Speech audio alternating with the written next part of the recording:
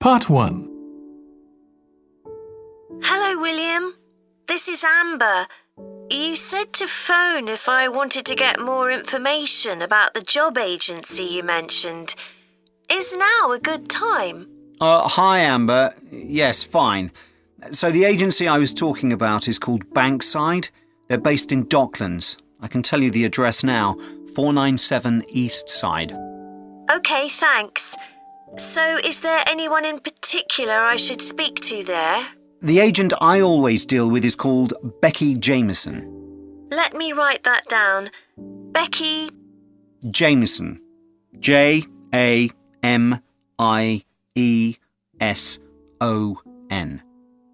Do you have her direct line? Yes, it's in my contacts somewhere. Right, here we are. 07866 510 333. I wouldn't call her until the afternoon if I were you.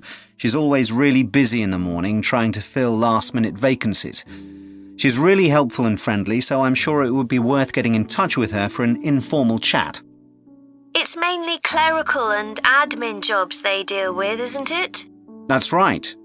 I know you're hoping to find a full-time job in the media eventually, but Becky mostly recruits temporary staff for the finance sector, which will look good on your CV and generally pays better too. Yeah, I'm just a bit worried because I don't have much office experience. I wouldn't worry. They'll probably start you as a receptionist or something like that.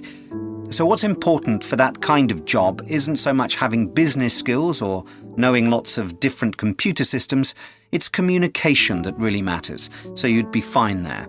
And you'll pick up office skills really quickly on the job. It's not that complicated. OK, good. So how long do people generally need temporary staff for? It would be great if I could get something lasting at least a month. That shouldn't be too difficult. But you're more likely to be offered something for a week at first, which might get extended. It's unusual to be sent somewhere for just a day or two. Right. I've heard the pay isn't too bad.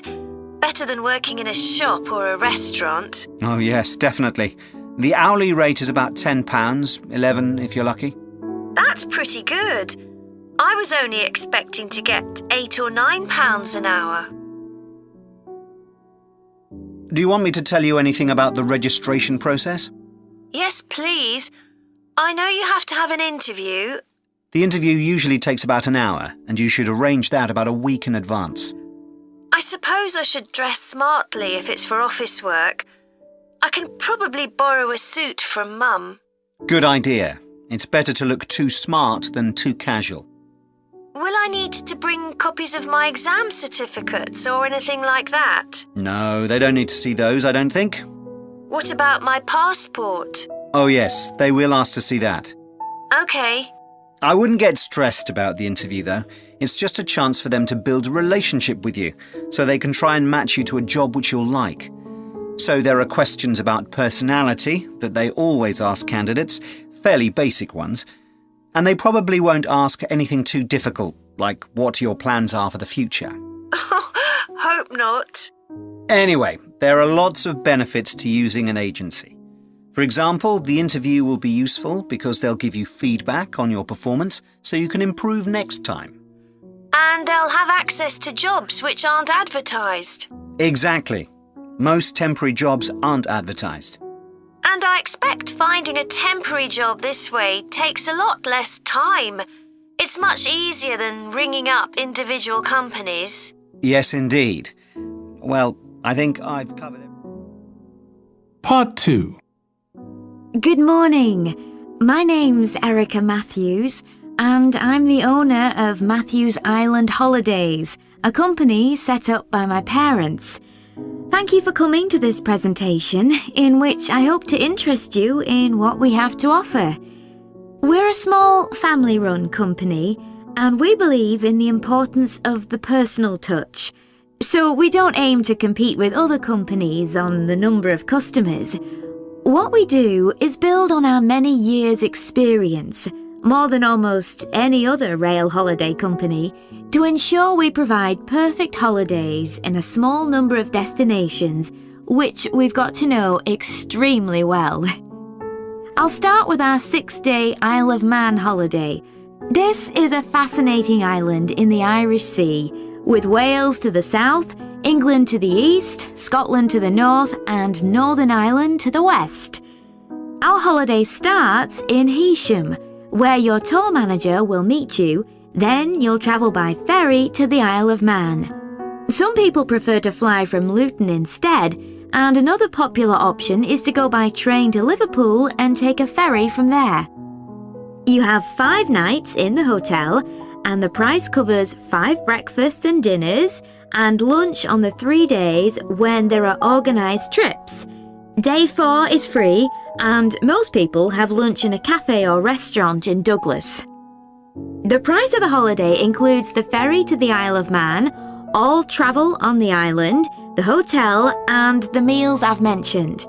Incidentally, we try to make booking our holidays as simple and fair as possible, so unlike with many companies, the price is the same whether you book 6 months in advance or at the last minute, and there's no supplement for single rooms in hotels. If you make a booking then need to change the start date, for example because of illness, you're welcome to change to an alternative date or a different tour for a small administrative fee. Okay, so what does the holiday consist of? Well, on day 1, you'll arrive in time for a short introduction by your tour manager, followed by dinner in the hotel. The dining room looks out at the river, close to where it flows into the harbour, and there's usually plenty of activity going on. On day 2, you'll take the coach to the small town of Peel, on the way calling in at the Tynwald exhibition. The Isle of Man isn't part of the United Kingdom, and it has its own parliament called Tynwald. It's claimed that this is the world's oldest parliament that's still functioning, and that it dates back to 979. However, the earliest surviving reference to it is from 1422, so perhaps it isn't quite as old as it claims. Day 3, we have a trip to the mountain Snaefell. This begins with a leisurely ride along the promenade in Douglas in a horse-drawn tram. Then you board an electric train which takes you to the fishing village of Laxey. From there, it's an 8-kilometre ride in the Snaefell Mountain Railway to the top. Lunch will be in the cafe, giving you spectacular views of the island. Day 4 is free for you to explore, using the pass which we'll give you.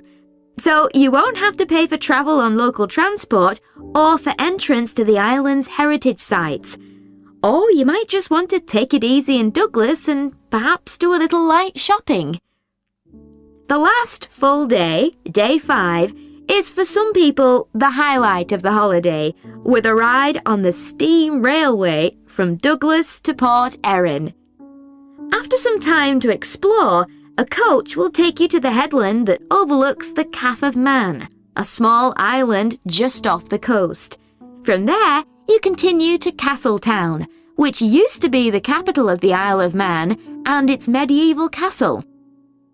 And on day 6, it's back to the ferry, or the airport if you flew to the island, and time to go home. Now, I'd like to tell you a bit more. Part 3. Ed, how are you getting on with the reading for our presentation next week? Well, okay, Ruth, but there's so much of it. I know. I hadn't realised birth order was such a popular area of research. But the stuff on birth order and personality is mostly unreliable. From what I've been reading, a lot of the claims about how your position in the family determines certain personality traits are just stereotypes, with no robust evidence to support them. Okay, but that's an interesting point. We could start by outlining what previous research has shown. There are studies going back over 100 years. Yeah, so we could just run through some of the typical traits. Like the consensus seems to be that oldest children are generally less well-adjusted because they never get over the arrival of a younger sibling. Right, but on a positive note, some studies claim that they were thought to be good at nurturing. Certainly in the past, when people had large families, They would have been expected to look after the younger ones. There isn't such a clear picture for middle children, but one trait that a lot of the studies mention is that they are easier to get on with than older or younger siblings. Generally eager to please and helpful, although that's certainly not accurate as far as my family goes. My middle brother was a nightmare, always causing fights and envious of whatever I had. As I said, none of this seems to relate to my own experience. I'm the youngest in my family, and I don't recognise myself in any of the studies I've read about. I'm supposed to have been a sociable and confident child who made friends easily, but I was actually terribly shy. Really? That's funny. There have been hundreds of studies on twins, but mostly about nurture versus nature.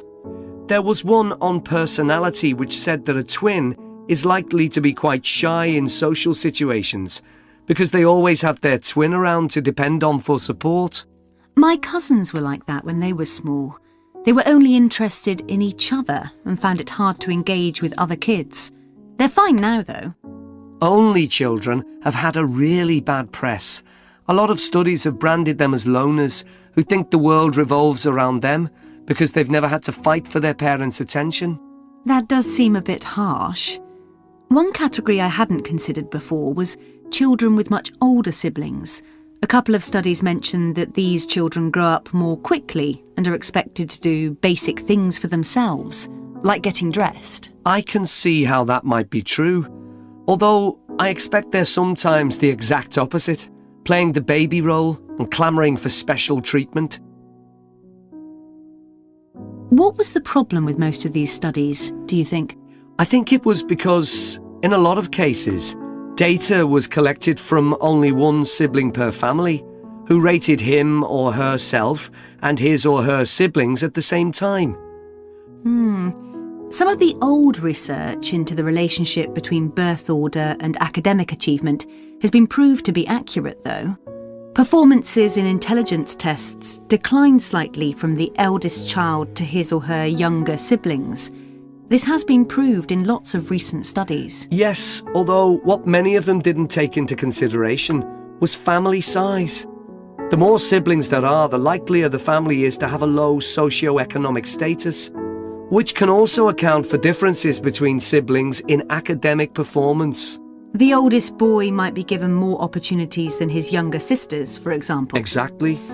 But the main reason for the marginally higher academic performance of oldest children is quite surprising, I think. It's not only that they benefit intellectually from extra attention at a young age, which is what I would have expected. It's that they benefit from being teachers for their younger siblings by verbalising processes. Right. And this gives them status and confidence, which again contributes in a small way to better performance.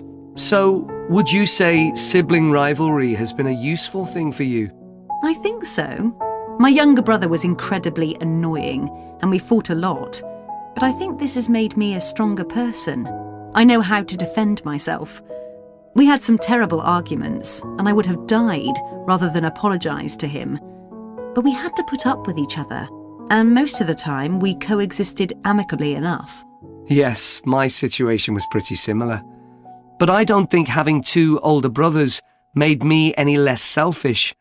I was never prepared to let my brothers use any of my stuff. That's perfectly normal.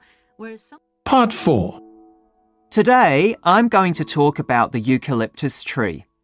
This is a very common tree here in Australia, where it's also sometimes called the gum tree. First, I'm going to talk about why it's important. Then I'm going to describe some problems it faces at present. Right, well, the eucalyptus tree is an important tree for lots of reasons. For example, it gives shelter to creatures like birds and bats. And these and other species also depend on it for food, particularly the nectar from its flowers. So it supports biodiversity. It's useful to us humans too, because we can kill germs with a disinfectant made from oil extracted from eucalyptus leaves. The eucalyptus grows all over Australia, and the trees can live for up to 400 years. So it's alarming that all across the country, numbers of eucalyptus are falling because the trees are dying off prematurely. So what are the reasons for this? One possible reason is disease. As far back as the 1970s, the trees started getting a disease called Mundula yellows. The tree's leaves would gradually turn yellow, then the tree would die. It wasn't until 2004 that they found the cause of the problem was lime, or calcium hydroxide, to give it its proper chemical name, which was being used in the construction of roads. The lime was being washed away into the ground and affecting the roots of the eucalyptus trees nearby. What it was doing was preventing the trees from sucking up the iron they needed for healthy growth. When this was injected back into the affected trees, they immediately recovered. But this problem only affected a relatively small number of trees. By 2000, huge numbers of eucalyptus were dying along Australia's east coast of a disease known as bell miner-associated dieback. The bell miner is a bird, and the disease seems to be common where there are high populations of bell miners. Again, it's the leaves of the trees that are affected. What happens is that insects settle on the leaves and eat their way round them, destroying them as they go, and at the same time, they secrete a solution which has sugar in it. The bell miner birds really like this solution, and in order to get as much as possible, they keep away other creatures that might try to get it. So these birds and insects flourish at the expense of other species, and eventually so much damage is done to the leaves that the tree dies. But experts say that trees can start looking sick before any sign of bell miner-associated dieback. So it looks as if the problem might have another explanation. One possibility is that it's to do with the huge bushfires that we have in Australia. A theory proposed over 40 years ago by ecologist William Jackson is that the frequency of bushfires in a particular region affects the type of vegetation that grows there. If there are very frequent bushfires in a region, this encourages grass to grow afterwards, while if the bushfires are rather less frequent, this results in the growth of eucalyptus forests. So why is this? Why do fairly frequent bushfires actually support the growth of eucalyptus? Well, one reason is that the fire stops the growth of other species which would consume water needed by eucalyptus trees. And there's another reason. If these other quick-growing species of bushes and plants are allowed to proliferate, they harm the eucalyptus in another way by affecting the composition of the soil and removing nutrients from it. So some bushfires are actually essential for the eucalyptus to survive as long as they are not too frequent. In fact, there's evidence that Australia's Indigenous people practiced regular burning of bushland for thousands of years before the arrival of the Europeans. But since Europeans arrived on the continent, the number of bushfires has been strictly controlled. Now, scientists believe that this reduced frequency of bushfires to low levels has led to what's known as dry rainforest, which seems an odd name as usually we associate tropical rainforest with wet conditions. And what's special about this type of rainforest? Well, unlike tropical rainforest, which is a rich ecosystem, this type of ecosystem is usually a simple one. It has very thick, dense vegetation, but not much variety of species. The vegetation provides lots of shade, So one species that does find it ideal is the bell myna bird, which builds its nests in the undergrowth there. But again, that's not helpful for the eucalyptus tree.